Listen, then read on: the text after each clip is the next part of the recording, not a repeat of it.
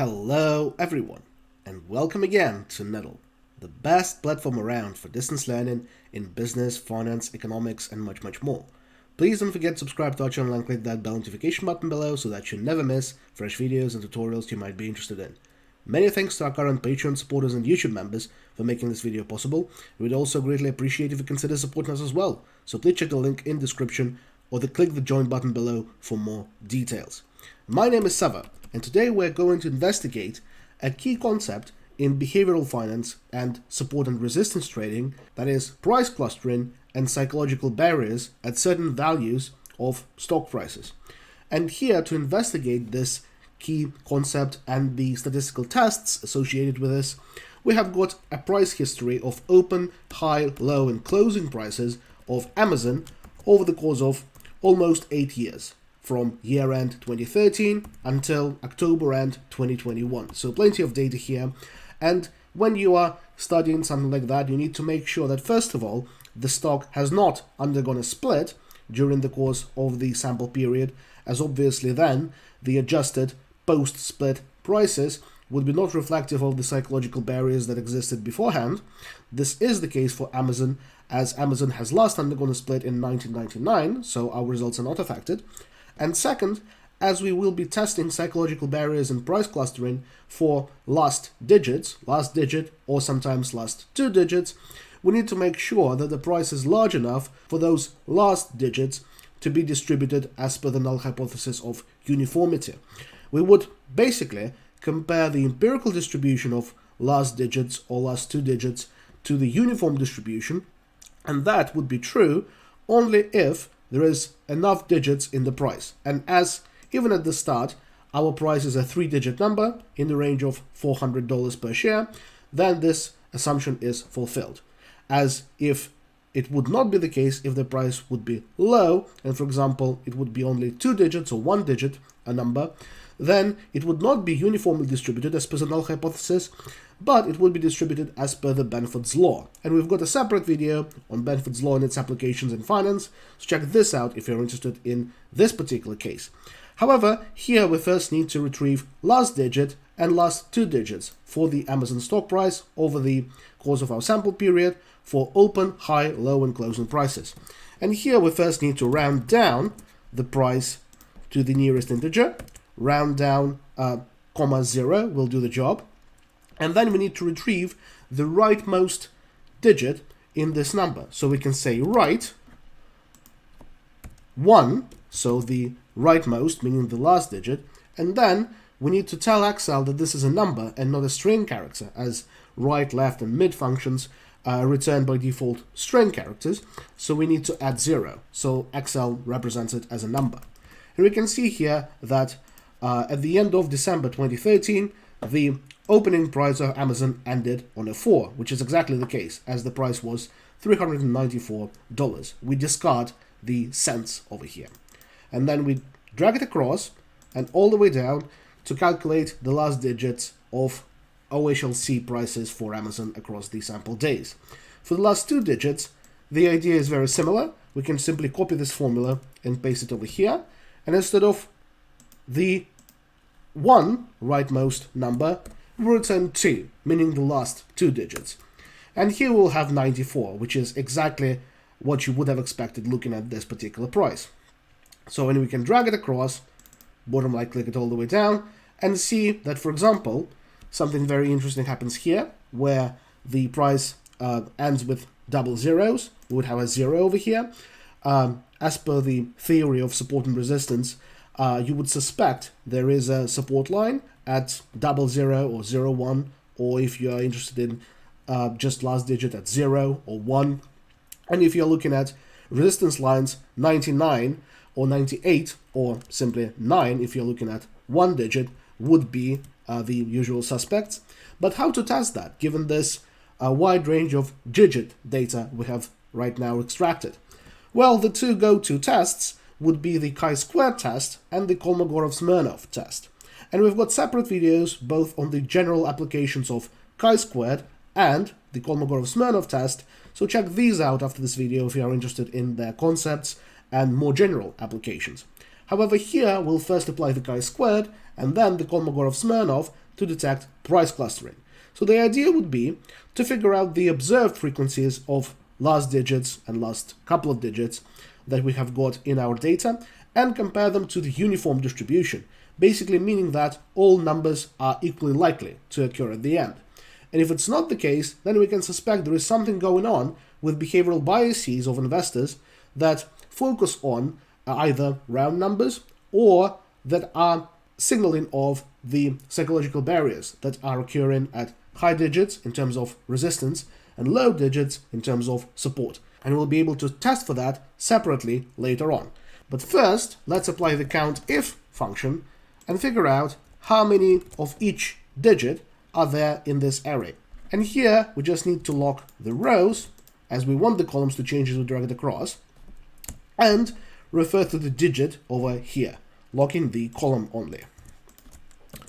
And then we see that over the course of our 8-year-ish period, the opening price ended with 199 times, and we can retrieve the same information for all types of prices and for all digits.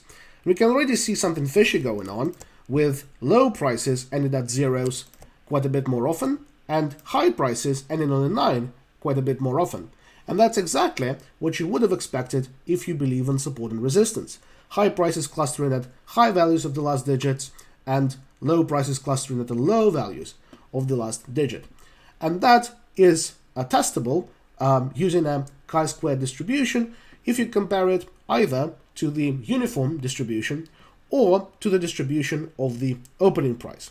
So first, let's calculate how many digits in total we have observed, how many prices in total we have observed, and then calculate the expected uniform distribution simply by dividing our total number by 10, as there are 10 digits that we could observe, and if they're equally likely, we would have, on average, 197.3 in each of the observations.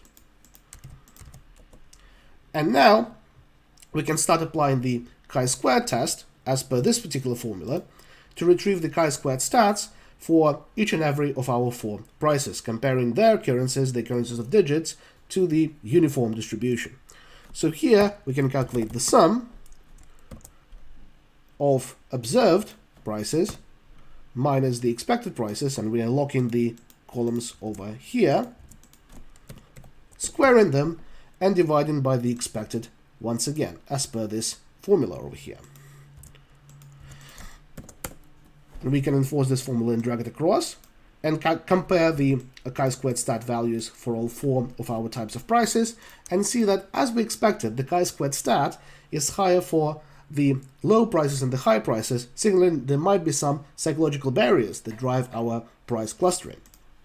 And now we can retrieve the p-values using the right-tailed chi-squared distribution, and for the degrees of freedom, we will input the number of digits that we've got, 10, 0 to 9, minus 1, as we subtract 1 for the number of the degrees of freedom, as a chi-squared test is not applicable if you only have 1 category in your data. And we retrieve our p-values and see that the only 2 significant results we've got, one highly significant and one significant at 5%, are the high and low prices, as expected as per the behavioral finance theory of support and resistance and psychological barriers.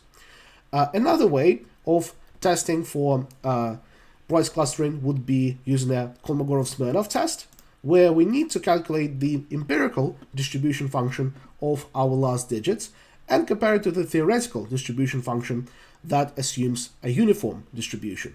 So here we simply need to calculate the percentage of our data that is not greater than a particular digit. So for the 0, it's quite straightforward. There's just a percentage of zeros. And for the expected, well, we could simply apply it here as well. And then, as we are concerned with the cumulative distribution function, we'll add on to the previous value the number of observations with the following digit. And as we drag it across and all the way down, we can see that we've got cumulative distribution functions, empirical and the theoretical, the expected, proportion of digits that we would be observing if no clustering, no psychological barriers were there. And now we can apply the Kolmogorov-Smirnov test, calculating the Kolmogorov-Smirnov stat, and then retrieving the p-value.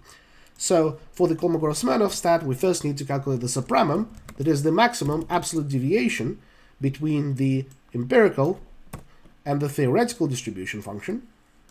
And we'll lock the column here as the theoretical function remains the same throughout. And then we multiply it by the square root of the number of observations over here. And we can drag it across. We can first either use the heuristic that the critical value of the Kolmogorov-Smirnov statistic is around 1.5, so we can see that those two are suspicious, or we could apply this formula and calculate the p-values straight away, directly and rigorously.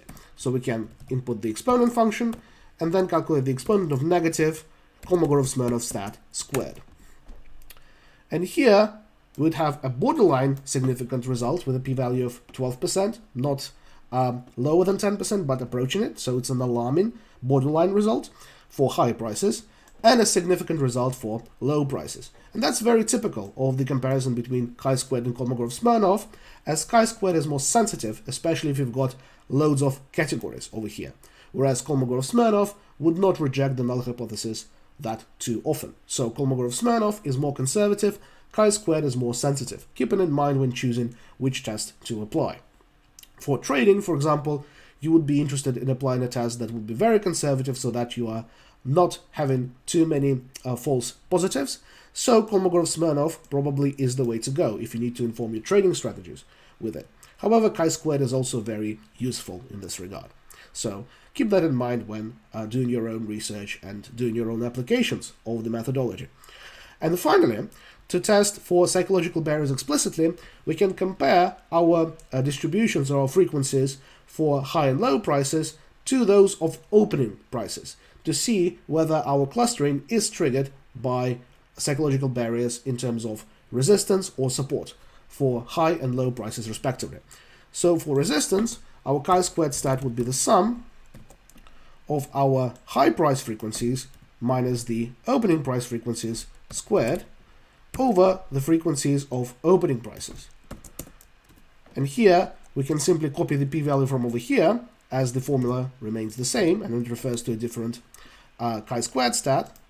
So here we'll see that our p-value is very low, almost 0%, meaning that our null hypothesis of no psychological barrier in terms of resistance for high prices is rejected in favor of the hypothesis that there exist psychological barriers around high values of the last digits for the high prices signaling resistance. And as per the Kolmogorov-Smirnov test, we can simply calculate the maximum absolute deviation, the supremum, from the empirical distribution of the high prices and the empirical distribution of the opening prices, and multiply that onto the square root of the number of observations here. And here we have got a Kolmogorov-Smirnov stat of 1.85 approximately, and again copying this formula here for speed, for brevity, we can retrieve a p-value of 3.31%, meaning that our test results are significant again, and resistance indeed exists in Amazon high prices. For testing of the support in low prices, the procedure is very analogous, so we can simply copy this formula, paste it around here, and change the high prices into the low prices, and that's the only change we need. And we again get a very high chi-squared statistic. And for the Kolmogorov-Smirnov statistic, we can again copy this formula, return it here, and change this empirical distribution function for the high prices onto the one for the low prices. And then we can copy the p-value formula cells and paste them here, and verify that for the support, there is more evidence in terms of the chi-squared test, but it's borderline insignificant for the Kolmogorov-Smirnov test. So overall, it's more robust to conclude that there exists resistance in price dynamics for Amazon. For support, the evidence is more mixed, albeit still present. And if we compare the results of one digit to the ones for two digits, here I've done it off screen for brevity, we can see that the pattern does prevail in terms of chi-squared results being more significant Here we have got no significant results for the Kolmogorov-Smirnov test at all. This is very common, given the fact that Kolmogorov-Smirnov test is less sensitive than chi-squared, especially if you've got loads of brackets. And here we've got 2 digits, so 100 brackets. And in terms of the resistance and support, we have got high chi-squared stats that reject the null hypothesis with high certainty for the chi-squared test, and more mixed results for the Kolmogorov-Smirnov test. The bottom line is that there surely exist psychological barriers and price clustering for Amazon, and there is more evidence in favor of resistance patterns than in favor of support patterns. And this test can be quite generally applied to any financial asset price series to inform your research, to inform your behavioral finance research, or even trading strategies like support and resistance. And that's all there is for price clustering and psychological barrier detection on stock markets using chi-squared and Kolmogorov-Smirnov tests. Please leave a like on this video if you found it helpful. In the comments below, I'm eager to see any further suggestions for videos in business, finance, or economics you would like me to record. And please don't forget to subscribe to our channel or consider supporting us on Patreon. Thank you very much, and stay tuned.